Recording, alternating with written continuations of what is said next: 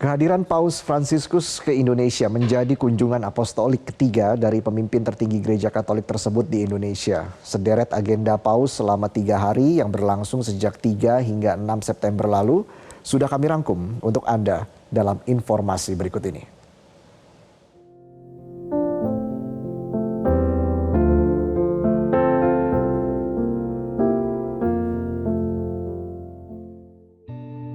Kunjungan Paus Fransiskus ke Indonesia pada tanggal 3 hingga 6 September 2024 menjadi kunjungan yang bersejarah. Indonesia dipilih menjadi negara pertama dalam kunjungan apostolik ini sekaligus menjadi negara terlama yang dikunjungi oleh Paus Fransiskus. Selain itu, kunjungan apostolik kali ini yang pada tanggal 2 hingga 13 September 2024 juga menjadi perjalanan terlama dan terpanjang Paus Fransiskus dalam masa kepausannya. Ada berbagai hal yang menarik, mulai Paus yang berangkat menggunakan pesawat komersil dari Roma menuju ke Indonesia, kemudian memilih menggunakan mobil yang sederhana, di mana mobil ini juga banyak digunakan oleh masyarakat Indonesia, yang ini menunjukkan kesederhanaan dari seorang Paus Fransiskus. Dan sejumlah agenda lainnya selama 4 hari 3 malam dilakukan di Indonesia yang pastinya ini menarik untuk kita lihat dan kita ikuti. Apa saja agendanya? Paus Fransiskus merupakan Paus Gereja Katolik ke-266 yang terpilih pada hari kedua konklav kepausan pada tanggal 13 Maret 2013. Kesederhanaannya saat mengunjungi Indonesia menuai kekaguman dari berbagai pihak.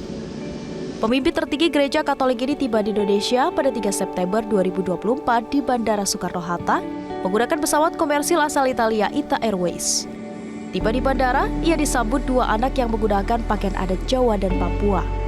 Paus Fransiskus juga memilih menggunakan mobil Innova Scenic alih-alih mobil mewah selama kunjungannya di Indonesia. Duduk di depan, Paus menurunkan kaca mobil sambil melambaikan tangan dan menyapa masyarakat. Namun, kesederhanaannya tak sampai di situ. Kepala Negara Vatikan ini menolak tawaran menginap di hotel berbintang dan memilih tinggal di Wisma Kedutaan Besar Tahta Suci Vatikan karena Paus ingin tinggal di tempat yang suasananya sama dengan kediaman aslinya. Meski perjalanan Roma menuju Indonesia adalah penerbangan terjauh Paus Fransiskus, namun dirinya menyempatkan diri menyapa anak-anak serta pengungsi begitu tiba di Kedubes Vatikan. Keceriaan tak terbendung memancar dari wajah anak-anak usai bertemu dengan Paus. Tadi ketemu sama Bapak Paus? Ya. Tadi ngapain aja sama Bapak Paus? Senang. Ngapain aja tadi? Nyanyi. Apa? Nyanyi Surya Bersinar. Surya bersinar. Sama aku diberkati. Aku diberkati. Tadi dipeluk sama Bapak Paus? Ya. Gimana? Seneng nggak? Senang. Paus Fransiskus bukanlah pimpinan agama Katolik pertama yang datang ke Indonesia. Pada tahun 1970 dan 1989, Paus sudah pernah berkunjung ke Indonesia.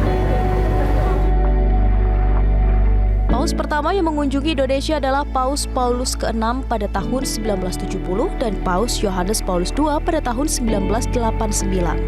Sementara Paus Fransiskus sebenarnya akan mengunjungi Indonesia pada tahun 2020, namun tertunda karena pandemi COVID-19 dan baru terrealisasi September ini.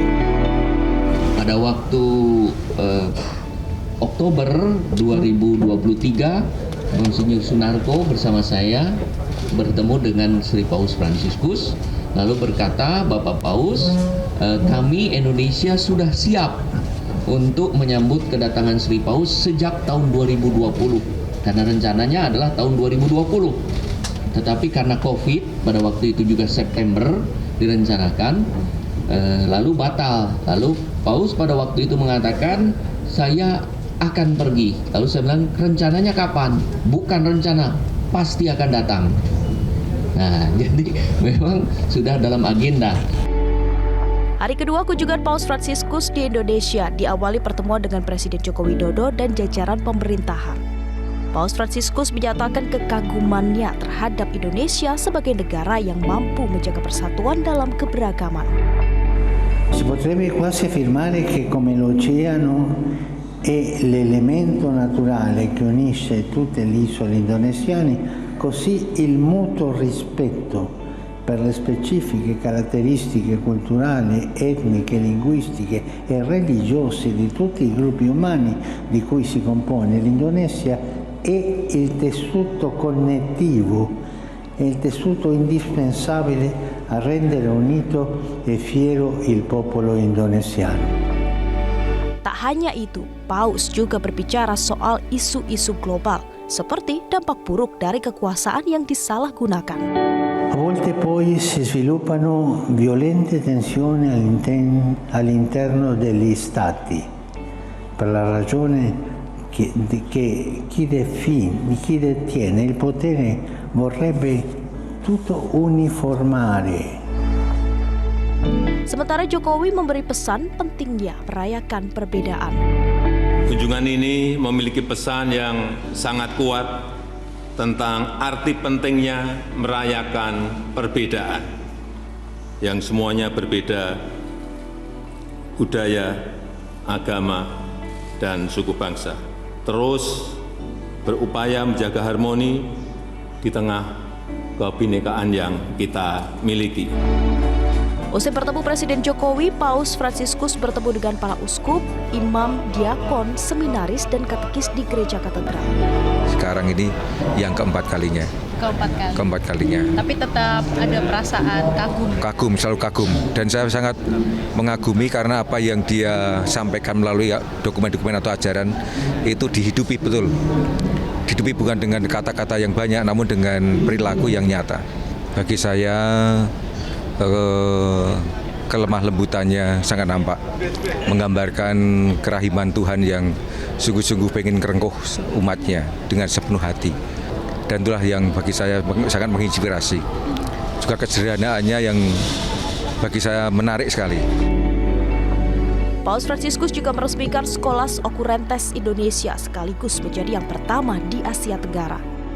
Scholas Occurrentes merupakan gerakan pemuda untuk pendidikan yang didirikan berdasarkan warisan budaya dan pendidikan Paus Fransiskus. Kini Scholas Occurrentes sudah ada di 5 benua dan 70 negara termasuk Indonesia.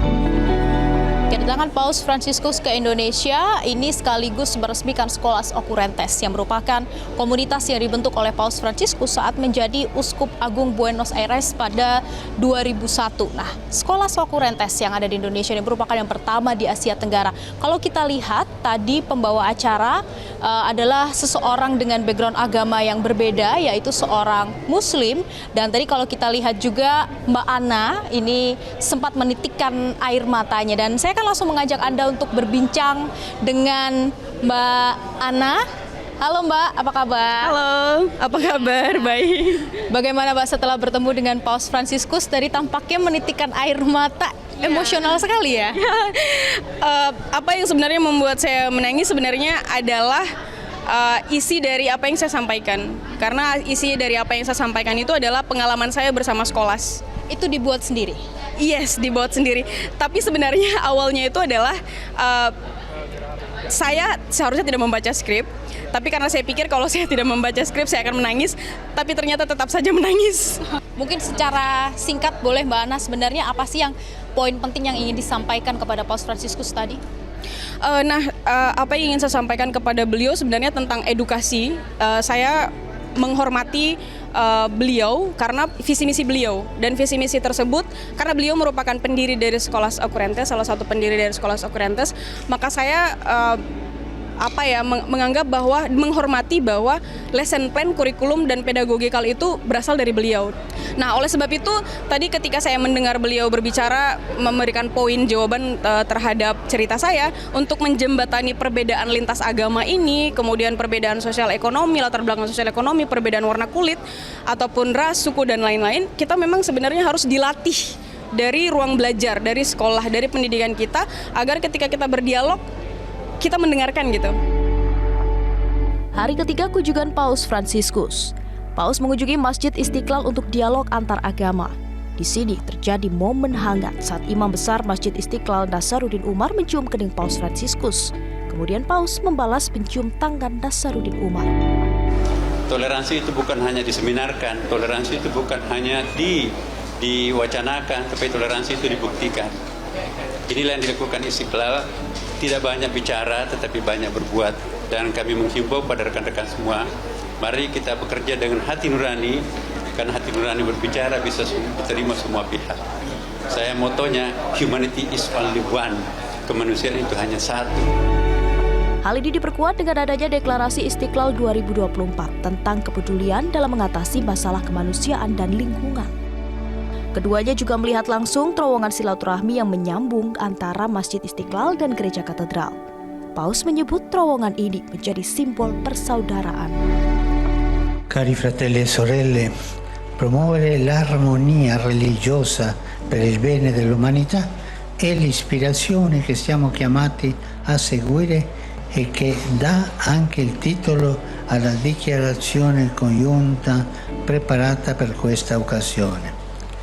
In essa assumiamo con responsabilità le gravi, talvolta drammatiche crisi che minacciano il futuro dell'umanità, in particolare le guerre e i conflitti, purtroppo alimentati anche dalla strumentalizzazione religiosa, ma anche la crisi ambientale, diventata un ostacolo per la crescita e la convivenza dei popoli.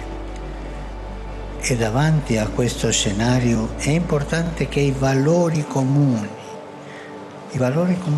a tutte le tradizioni religiose siano promossi e rafforzati, aiutando la società a sconfiggere la cultura della violenza e dell'indifferenza e a promuovere la riconciliazione e la pace. Andate avanti. Bineca tu Gallica, uniti nella diversità. Grazie. Usai dari Masjid Istiqlal, Paus Fransiskus bertanda ke Kantor Konferensi Wali Gereja Indonesia atau KWI, bertemu dengan para penyandang disabilitas. Di sini Paus menggoreskan tinta pertama di kanvas untuk dilanjutkan oleh pelukis dari kalangan disabilitas. Sore harinya, Misa Agung di GBK menjadi misa yang dinanti-nanti oleh seluruh umat Katolik tanah air. Misa Ekaristia dipimpin langsung oleh Paus Fransiskus di Gelora Bung Karno tentu menjadi misa yang ditunggu-tunggu oleh semua umat Katolik di Indonesia.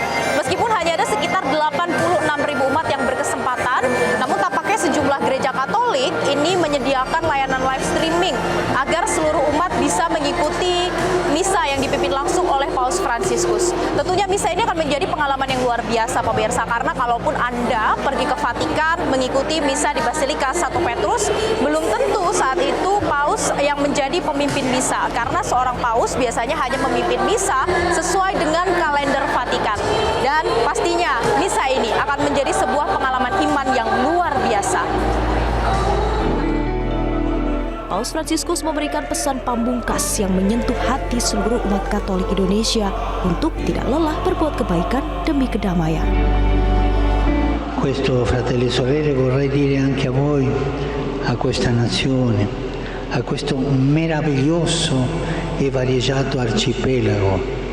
Non stancatevi di prendere il largo, non stancatevi di gettare le reti, non stancatevi di sognare. Non stancatevi di sognare e costruire ancora una civiltà della pace. Osate sempre il sogno della fraternità, che è un vero tesoro fra voi. Sulla parola del Signore vi incoraggio a seminare amore, a percorrere fiduciosi la strada del dialogo, a praticare ancora la vostra bontà e gentilezza col sorriso tipico che vi contraddistingue. Vi hanno detto che voi siete un popolo sorridente? Non perdere il sorriso, per favore, e andare avanti.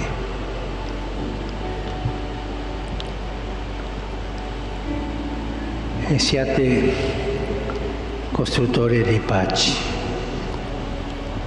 siate costruttori di speranza. Pada Jumat 6 September 2024, Paus Fransiskus meninggalkan Indonesia untuk melanjutkan perjalanan apostoliknya menuju Papua Nugini, Timor Leste, dan Singapura.